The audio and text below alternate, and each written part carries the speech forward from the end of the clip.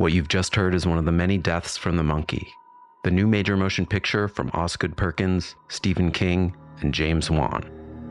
Experience it in theaters everywhere this Friday, because everybody dies, and that's life.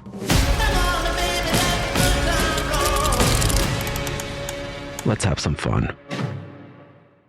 Hey guys, Madame Ram, starring Toni Collette, tells the dramatized true story of Georgia Frontier, a former entertainer turned owner and heavy hitter in the boys' club that is the NFL. After her husband's mysterious death, she shocks everyone by inheriting the LA Rams and taking the reins of a major sports franchise. Relying on her wit and astrological charts to make decisions, she turns the NFL on its head and to this day remains one of the most beloved, despised, and controversial figures in modern sports. You guys, I started listening to this and I am absolutely hooked. The twists and turns, I didn't see any of them coming, and I have so many questions. I cannot wait to continue to tune in. The woman who went from singer to NFL owner, defying expectations and shaking up the world of professional football.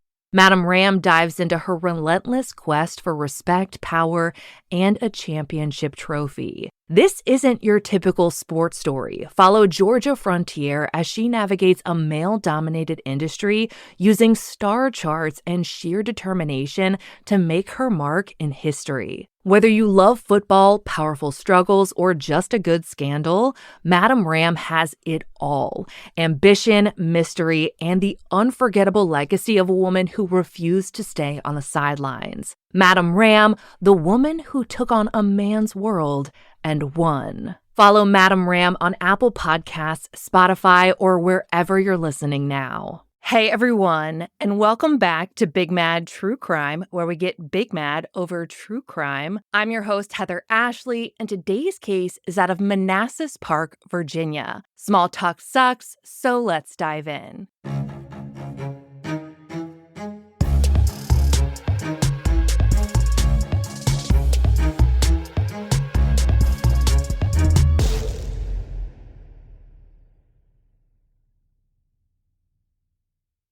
All right, guys, today's episode is going to be a little bit different. We talked in the Q&A about doing maybe some unscripted episodes about cases that I just finished researching that I just want to talk to you guys about. I don't want to have to script everything and make it perfect. I want to talk to my best friends about this insane case going on. So I listened to your feedback in the episode and in the group, and we're going to try it. If you hate it, let me know. We won't do it again. If you love it, maybe this is something new, because I can't tell you how many times I have finished researching a case and the only thing I wanted to do was run up to this mic and tell you guys everything without having to go through writing a 6,000 or 7,000 word script and then mess it up while going through it. I just want to tell you guys immediately. So that's what we're doing. And today, we're going to talk about the case of Mamta Kafle Bhatt. Now, she is a 28-year-old woman, and she's actually from Nepal. It's common in her culture to have an arranged marriage, but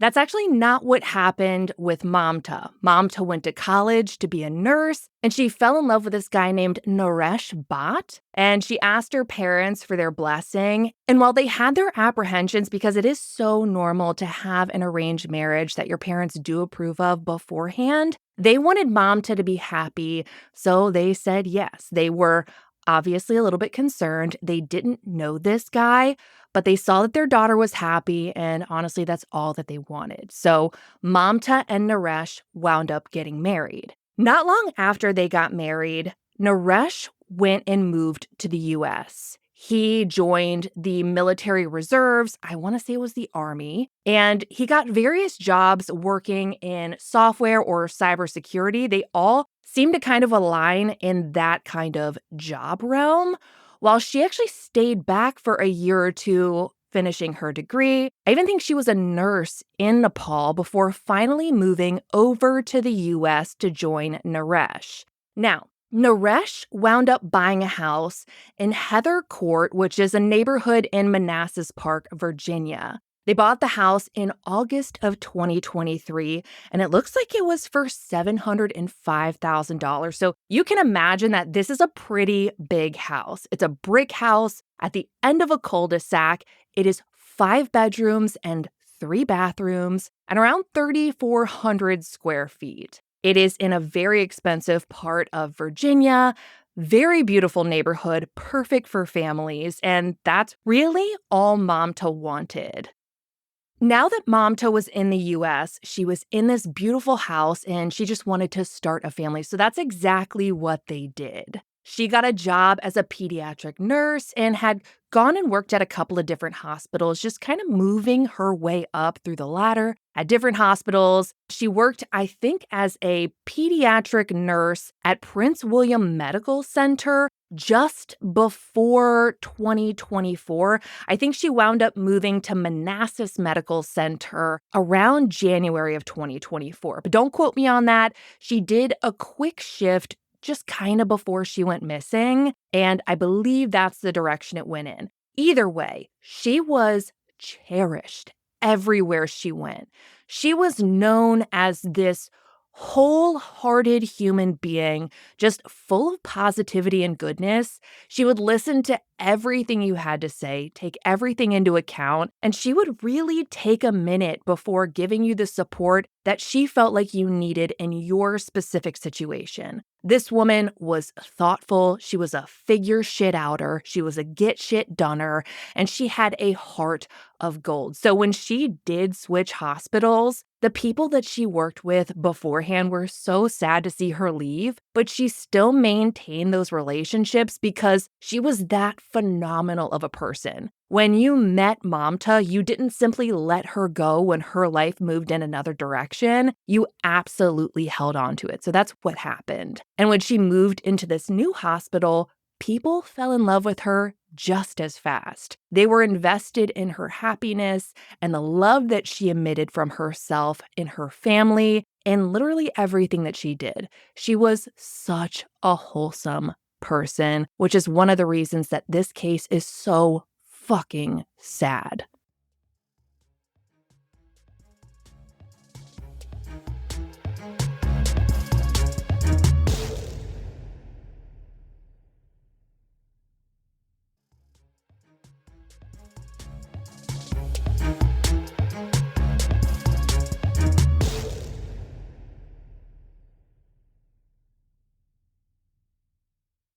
In August of 2023, Mamta and Naresh welcomed their first daughter, and she was over the moon. That little girl was everything she hoped she would be. If you looked on Mamta's social media, you could see videos of every single thing they did, whether they were at Manassas Park, or I guess a park in Manassas Park. She would walk her in her stroller all the time. Any single milestone that her daughter, and we're going to call her Ava, any milestone Ava had, you can bet that Mamta was filming it and sharing it with literally everyone. Social media was particularly important to her because all of her family was still in Nepal and she was so close to them. She was so close to her brother.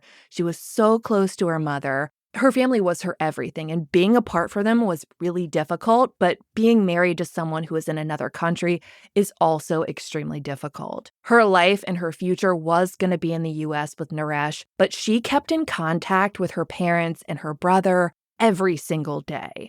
And being able to share these videos on TikTok or on Facebook was so important because her family, regardless of the time difference, was really able to watch little Ava grow up before their eyes, even if she couldn't be physically in their presence. Fast forward almost a year after little Ava was born, and we're at August 1st of 2024. So literally last month.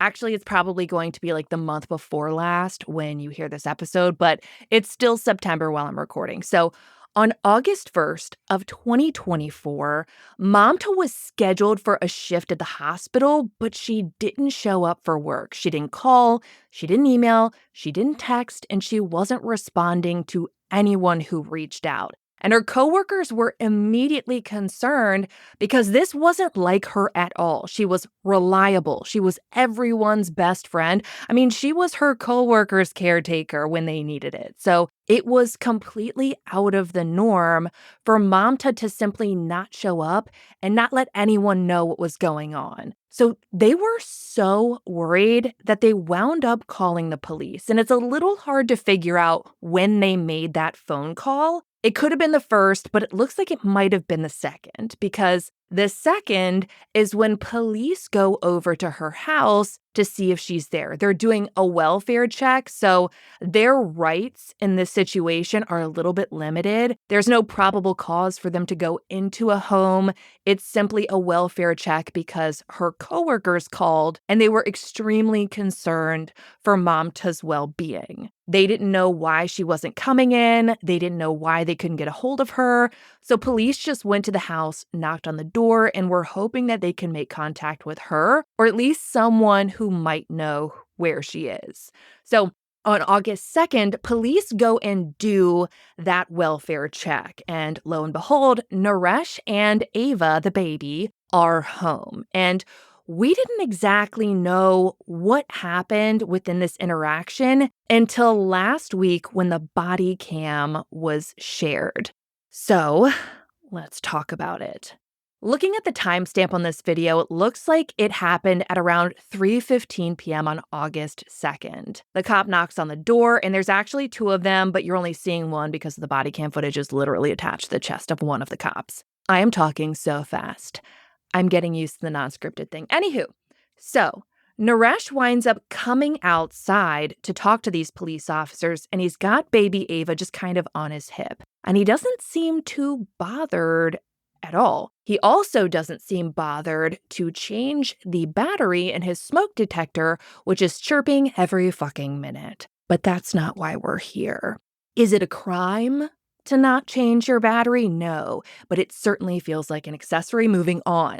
Okay, so right off the bat, Naresh almost seems to kind of have a confused look to him, like, oh, why are the police here? And then it kind of turns into a weird kind of flippant attitude. They're like, oh, have you seen her? Coworkers are really concerned. And he's just talking like, oh, yeah, so what happened was this kind of da-da-da-da-da. And he's pointing his finger and flipping it over almost. It's bizarre. It's almost like he just wants to talk to police and tell them this fantastical story. And that's literally all it is, because he says that she's run off before in the past and she doesn't tell anyone where she is. But this time she did tell everyone where she is. So I don't know why we needed that backstory, Naresh, which was bullshit, and we'll get to that. So he tells them that on Tuesday, then he corrects it to Wednesday, she left the house and said that she was going to New York or Texas to see one of her sisters. And that's literally impossible, because not only does she not have a sister in Texas or New York or literally any family in the US, I can't find anything that indicates she has a sister at all. So really not sure where the story planning took place, but it was in the depths of you're fucking dumb. So moving along, the cops don't know any of this is bullshit at this point. It's just a welfare check. They don't really have the right to be like, show me where Mamta is or you're going to jail. While that would be wonderful, it would also be kind of like a really huge violation. So they can't do that. Anywho, Naresh starts adding wonderful details to this story, saying that she had her phone, JK, she destroyed her phone, and then she left. So, weird. Why would she do that? If she was making a plan to travel from Virginia all the way to Texas or New York, it's going to be a long one.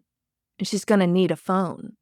She's probably going to need to let her anonymous, non-existent sister know that she has landed and would need a ride to her house, or that she's at the house, because this definitely seems, per his account, like an impromptu trip, right? She probably also would have let her work know, but what the fuck do I know?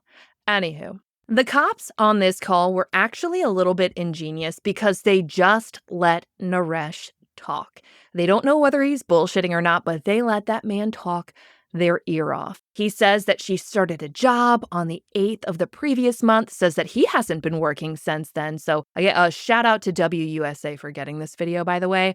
Anywho, he goes on and on and on. He's like, oh, once she gets everything together, she's going to take the baby. That's what she says. She's going to leave and take the baby because she doesn't want the baby with him. And he literally says, that's what she said. And I do believe that part because after we hear that police have gone to Naresh's house for this welfare check, all of these people in mom groups and other groups on Facebook that Mamta had joined start posting screenshots. And on February 8th of 2024, so 6 months prior to her going missing, she posted on a group for single moms in Virginia saying that she was in the process of separating from her husband and she wants to keep the baby 3 to 4 days a week and let Naresh keep the baby the rest of the time, but he wasn't willing to do that. So what exactly did he want? 8 days later, she made another post, and this time she was asking for help. She said that she had a 6-month-old baby. Again, she is in the process of separating from her husband. She says that she works 2 days a week, and her husband is not helping with the baby. So who's taking care of the baby? I mean, we know that Naresh just told police that she started a new job. So I guess that was the hospital transfer on the 8th of the month. And he's not working. So what the fuck is he doing on the 2 days that she is? Because she's probably exhausted from holding the weight of this entire fucking marriage from this non-working asshole. Anywho, she goes on to say in this Facebook group for single moms that he allegedly told her that if she leaves the baby with him, he'll send the child into custody. And that might sound a little bit strange, but this is the part where I think we need to talk about the fact that English is not the first language for anyone involved in this case. Not Naresh or his family or Mamta and her family. So we are going to see a little bit of confusing wording for us, and we're going to have to kind of understand what she probably meant. So my guess here is that she was saying Naresh allegedly claimed that if she left the baby with him the 2 days that she works a week, that he was going to take the baby to CPS. That's fucking wild. You decided to have a child and you don't want to take care of it? Make it make fucking sense, men. Anywho, don't come at me. So, in the post, she wants to know from people who live in the area if that's actually something he can do. She thinks it's rational to believe that a father cannot take a child to CPS because a mom simply went to work 2 days a week, and she would be correct. You cannot do that, but it sounds like he allegedly was taking advantage of the fact that she wasn't super up to date with the laws of the US. I mean, she was new here. This wasn't her home country, and she was scared at this point. Mamta went on to ask for advice on finding childcare and maybe even some help from a local social worker, and says that her husband has actually withdrawn all of the money from their account, which is fucking insane. And we should talk about how financial abuse is indeed abuse. Not all abuse is physical. Not all abuse is violent. Sometimes it's manipulative, like saying, I'm not going to take care of our child and you will lose our child if you hold me accountable for being a fucking parent. And sometimes it looks like, oh, you want to leave? I'm going to make it fucking impossible by taking all of this money out of the account, knowing that this bitch just told police that he hasn't been working since she started this new job on the 8th. So the 8th of last month, which is July. She seems to be the only one bringing in any actual money at this point, and she is posting in February that he took all of the money out of their account and was threatening to take their child to CPS if she went to fucking work without figuring out someone else to take care of their child. Mind-blowing. And now she's missing.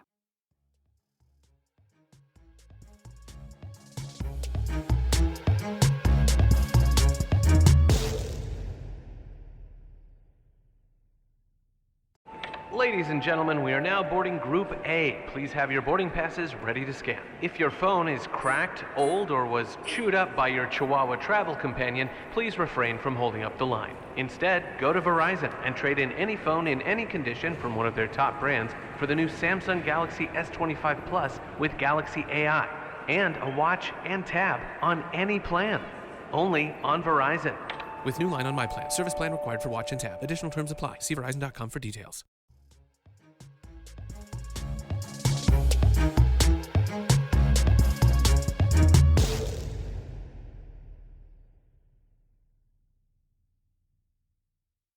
On August 5th, which is 3 days after that welfare check, Nepalese.com released an article saying that a friend told them that Mamta was actually supposed to have a citizenship naturalization interview on that day. And that sounds absolutely correct, because Mamta was also in a Facebook group called the U.S. Nepal Help Network Facebook group. And on June 19th, just a couple of months before she disappeared, she made a post saying that she was on a conditional green card and she had a naturalization interview coming up, but her green card had gone missing. She needed it for her citizenship and for her work, but she couldn't find it anywhere and needed some help trying to understand what her options were. I mean, this is what was helping her stay in the country, which was helping her get jobs in the field that she was more than qualified to hold.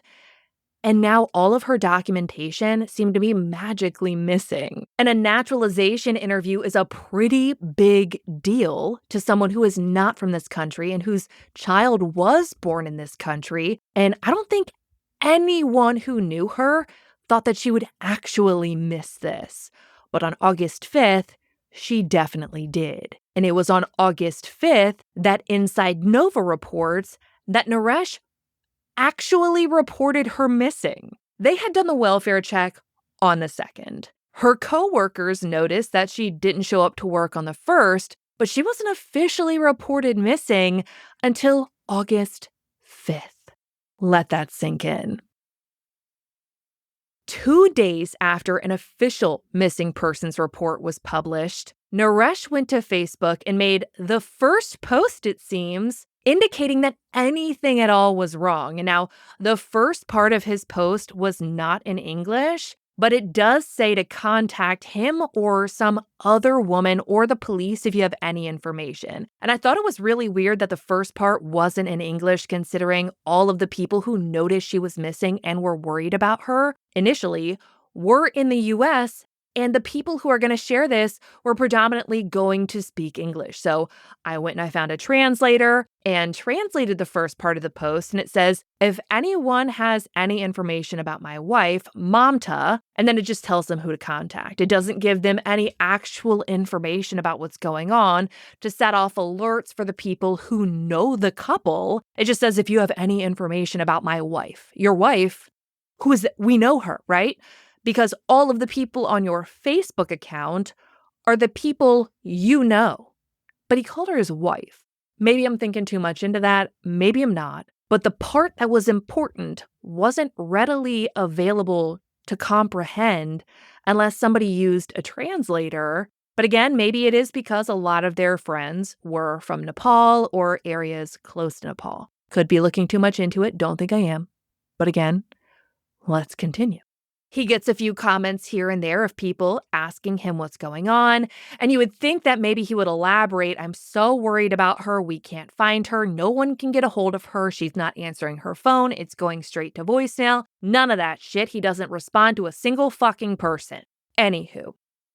The following day, which is August 8th, Manassas Park PD made a post on Facebook saying that Mamta was missing and it was not voluntary, which is so important. All too often, we see excuses made, and who knows why. Sometimes maybe it's warranted, sometimes maybe it's not, but no excuse was made in this instant. When Manassas Park PD went to Facebook to let everyone know what was going on, they made it clear that they didn't think she was missing on her own accord and that this was not voluntary. They also let everyone know that the last time she was seen was July 31st and that she hasn't spoken to friends or family since that day.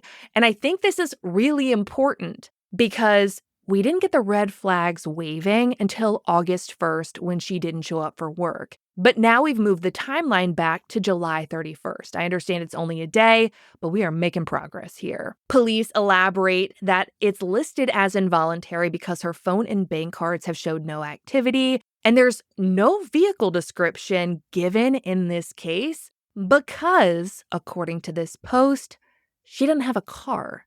Now, Naresh has the house. It's in only his name. I ran a property report because I was invested in this case. And she doesn't have a car. Now, we know she posted that her husband allegedly was refusing to watch her baby, their baby, for the 2 days a week that she works. She does not have a vehicle. He has a fucking Tesla. She doesn't have a vehicle at all. From what I understand, she either got rides to work or took a fucking Uber. That is how get shit done Mamta was. That was how figure shit out Mamta was. And this was the life that she was living. The house wasn't hers. The Tesla wasn't hers to drive to and from fucking work. She is holding the weight of this relationship on her shoulders. And there's no car anyone can be looking out for because she didn't have one. Only her husband did, and he could have sold that car and bought 2 perfectly good working cars, but absolutely not. That is not the life that Mamta was living, and I fucking hate that. Anywho, flyers start going up literally everywhere at this point. Fox 5 says that they're up at gas stations, grocery stores, any shop that will let them put tape on anything, restaurants. If you could put a flyer on it, flyers are there. Flyers line the streets of her neighborhood. You couldn't be in Northern Virginia without seeing her face and hearing her name, and that's what every case deserves. She immediately had this army behind her, and the weakest link truly seemed to be Naresh.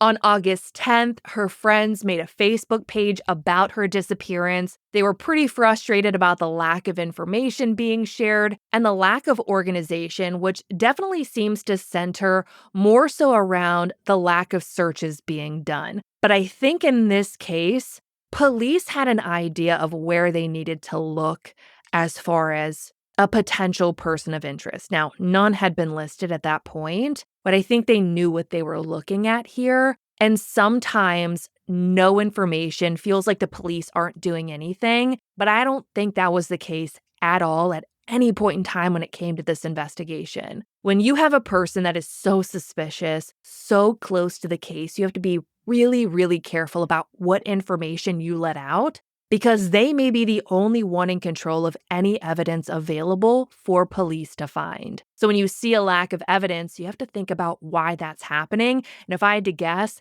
that was the case in this instance. A couple more days pass with no new updates from police, and people are increasingly frustrated. They want to know why there's no clothing description, and people are wondering, they're wondering why she doesn't have a car, especially when she is working. At this point, nobody knows that Naresh isn't working, but they're still wondering why husband has a Tesla, wife has jack shit. And that's obviously sending side eyes right over to Naresh. What does not help that motherfucker is that on August 12th, people started noticing that all of the photos of Mamta have been cleared off of this dude's profile on Facebook. Huge fucking dumbass. Love that because, again, it sent all the side eyes, in my opinion, in the right direction. But for whatever reason, he was like, now's a good time to delete every photo of my missing wife. Anywho, to cherry on top that bitch, he actually removed his status of married and made it single. In everything going on in this case right now, this dude sat down and had a perfectly cognitive thought, and I'm very aware that that is a redundant statement, but it felt right coming out of my mouth. He had a thought process where he was like, you know what? People need to know that I'm single. I'm on the market. My wife's missing, which means I guess we're not married. Excuse me, sir? Come again? Now, I understand this is the internet, but I think we all need to get on the same page now that the internet is indeed real life. It is only participated in from real life living people making real life stupid decisions. And he made a very, very dumb choice. And we love that for him.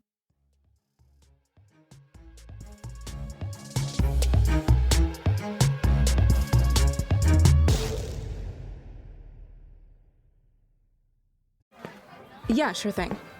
Hey, you sold that car yet? Yeah, sold it to Carvana. Oh, I thought you were selling to that guy. The guy who wanted to pay me in foreign currency, no interest, over 36 months? Yeah, no. Carvana gave me an offer in minutes, picked it up, and paid me on the spot. It was so convenient. Just like that. Yeah? No hassle. None. That is super convenient. Sell your car to Carvana and swap hassle for convenience. Pickup fees may apply.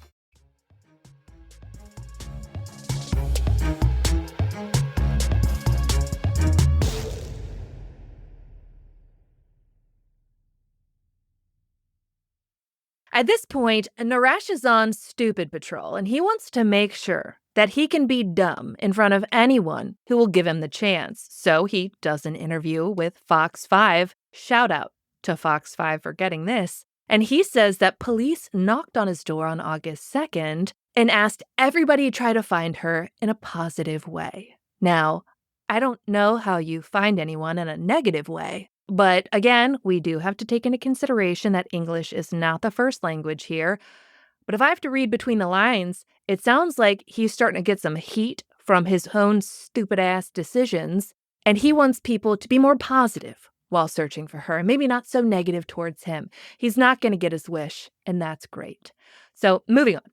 There winds up being a gathering at a community center later that day, and people were holding up signs that said, "Help bring Mamta home." And Naresh wasn't there because, according to Fox 5, he had to take care of the baby, and that was just too difficult to do while searching for your missing wife or bringing awareness, per se. Maybe not so much searching, bringing awareness to your missing wife, holding up a sign. I guess he doesn't know about baby carriers or literally how important it is to have a presence when someone is missing so that all eyes are on police holding them accountable and you have more people who care and are more willing to volunteer to do other searches around the area to find the missing mother of your children.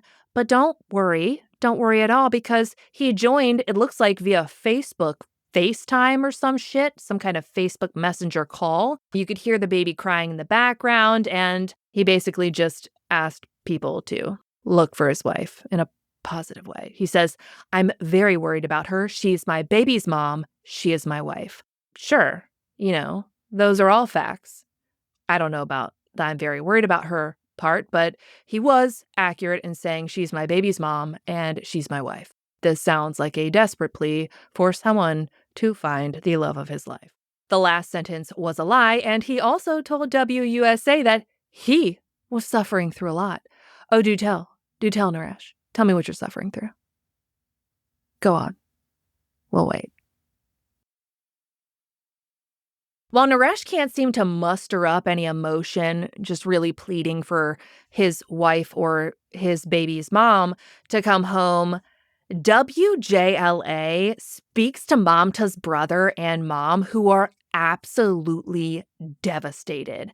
They are in contact with Mamta's friends and coworkers on a daily basis, begging for updates or any sense of progress in this investigation. And her friends tell the station that they're having a hard time even sleeping. They are so concerned for their friend. They can't sleep. They can't eat. They just know so little about what's going on that the blank spaces in the story are haunting them. They can't stop. They're going to any place with a camera that they possibly can to hold up a sign, to hold up her photo, to let everybody know to be on the lookout for her, which is the energy you generally expect from the husband. On August 14th, friends and volunteers all got together to search Blooms Park, and that was the park I was talking about in Manassas Park. Manassas Park is actually a a city, and then Blooms Park is within Manassas Park. That's where Mamta would take baby Ava and walk her in the stroller every single day that she wasn't working, and honestly, some of the days that she did work. And if she was going to be anywhere, they thought if she went missing on her own, maybe this is where we can find her. And I also think a little bit that this was their way to do something where they didn't feel totally and completely helpless. They weren't really getting any direction. They didn't have any updates, any answers, any kind of hint of where they should look. And she had so many people who cared about her. So for them, I think that searching the park, even though there was no indication that she would be there, was truly the only way they could feel like they were doing something in her honor to help bring her home. If they were wrong about their gut feeling and what they thought might have happened to their friend, their coworker, they thought maybe she accidentally went missing while on a walk. And that obviously doesn't make a ton of sense because the baby is fine. The baby is with Naresh. But they hoped they were wrong. They hoped that maybe something happened. They could find her there. They could get her help and she would be okay. And all of this would be in the past. But that's just not what happened. They had several searches in this park and they never found any sign of Mamta anywhere. On August 14th, Naresh did another interview, and this time it was with WUSA. In this interview, he gives us a few more details. He said that the last time he saw Mamta was on July 31st, which would track with when police said she was last seen. Now, adding two and two together, it sounds like Naresh is saying that the last person who saw her was indeed him. Now, was he the last person who had contact with her? We'll have to wait and see. Naresh tells WUSA that she was the one who cooked, which that tracks with how we can assess this relationship going, and says that she did the kitchen stuff. Anywho, he says that they didn't have any specific conversation, nor did they argue. I can't remember the last time my husband and I didn't have any specific conversation, especially if I'm cooking that fool a meal. But Naresh could tell us all that they didn't argue. I don't believe you. WUSA asked if Mamta ever came upstairs, and he says that he heard her doing the dishes and stuff, and said that sometimes they would sleep separately so that they wouldn't wake the baby when they went to work, which doesn't make any sense at all. Unless the baby was sleeping with only one of them, then the other one, I guess, when they woke up, could wake up alone and go to work without waking her. But we know that Mamta told Facebook that he didn't even want to take care of the baby, allegedly, when she went to work. Was she sleeping in a crib or was she co-sleeping? Anything that he's saying is just not making a ton of sense. He goes on to say that the day she left, she simply did not come back. And it wasn't until the 31st that coworkers flagged that something was up. And it wasn't until the 2nd that police did a welfare check. But let's back up this train a second, because he told police that it was Tuesday and then corrected himself to Wednesday when she left for New York or Texas to visit a sister that she doesn't fucking have. So eat shit, you're a liar. Let's keep going. Naresh takes this opportunity to tell everyone that this wasn't the first time Mamta has gone missing, and says that maybe she's hanging with someone like a friend or a family member, but it's definitely not a family member since they all live in Nepal and they're all worried sick about her, and it was her friends that reported her missing and said that they can't get a hold of her. But oh wait, Naresh tells WUSA that he's the one suffering. He is. Let that sink in. The following day, Naresh hops back on the bullshit bus and does another interview with Fox 5. And he's having a hard time keeping up with his crap because he tells them that she didn't come home on August 1st. But wait, I thought she didn't come home after work on the 31st. Unless, of course, that was supposed to be an overnight shift. But if that was the case, wouldn't he have said to WUSA that she didn't come up because she had to work overnight? And then why would the waking up and sleeping apart have anything to do with this story? Because if she's working overnight, waking up wouldn't be an issue for the baby. It would be her coming home that would be a risk to waking up the baby. At this point, everything he says sounds like absolute sludge, but let's keep listening because when the enemy is failing, you don't correct them. Naresh went on to talk about how when he couldn't find her, I guess because she didn't come home on the first this time, he went around the neighborhood looking for her, and when he couldn't find her, he assumed that she was at a neighbor's house. So did he not call her and ask around, or was this when he was thinking up the story about how she was going to Texas or New York to visit her sister and broke her phone before she left? Only person who knows that is that's Naresh. So, yeah. Fox 5 asked him why he didn't report her missing until days after police came by, and Naresh actually claimed that he was following police suggestion to not report her missing until efforts to find her were unsuccessful, and he probably didn't plan on them releasing the footage from the interaction of this welfare check, but the video determined that indeed was a lie. At no point in time will police say, hey, don't report her missing, just look around a little bit and then, we'll search for the not reported missing person. And once that fails, you can report her missing and we'll search. Literally, that makes absolutely no sense and is the dumbest thing he's said thus far.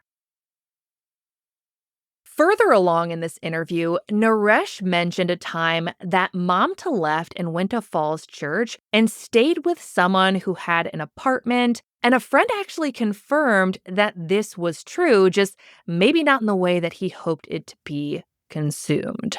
It looks like Mamta actually left because she was unhappy in the marriage in the way that she was being treated, and the friend told Fox 5 that Mamta came to stay with her for 8 days, but Naresh was somehow able to follow her and convince her that they were going to work things out. Now, this was reportedly in February, and February was when she was making all those posts in the single moms group on Facebook about her husband taking all the money out of the accounts and threatening to take her child to CPS if she left the baby with him while she worked 2 entire days a week.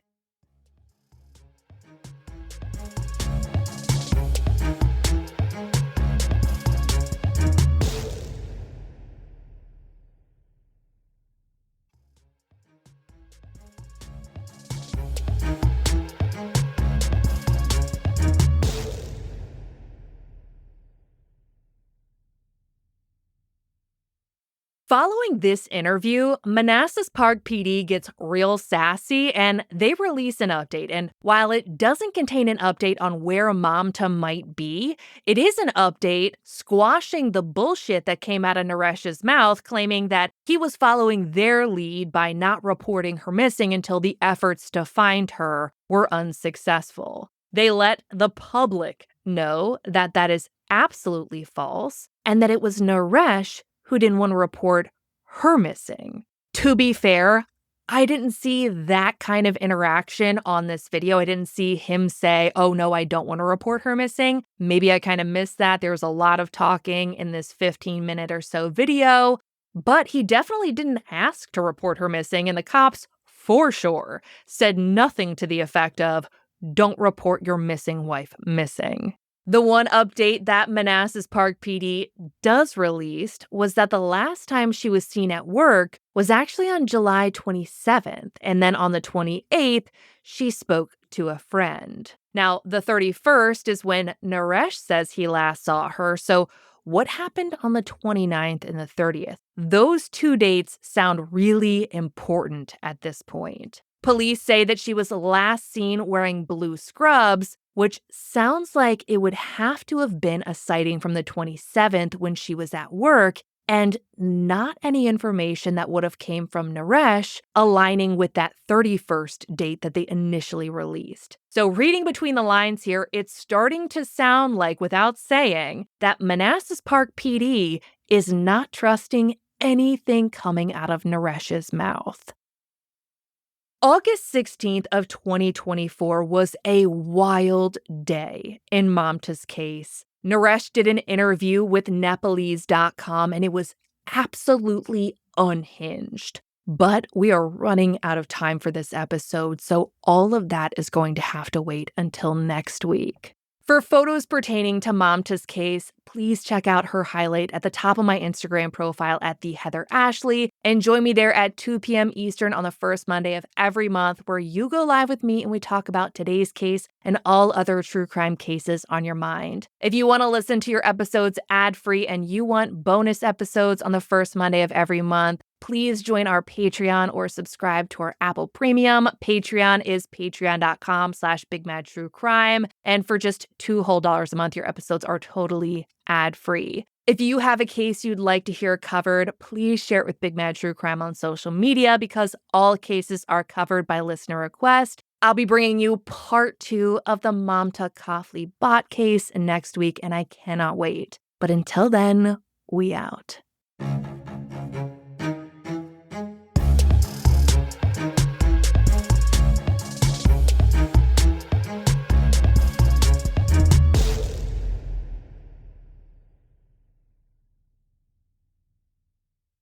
All right, guys, we are officially at the end of this episode, which means that it's time for me to share a review that made my entire day. I hope I haven't read this one. I forgot to ask my husband to send me other ones. I'm really sorry. I'll get more. Anywho, this one is from 3BK, and it says, Heather tells it with compassion and respect to the victims. Heather, you crack me up when you get on a roll. Ha ha ha ha ha. No mercy for the perpetrators. There is none to be had.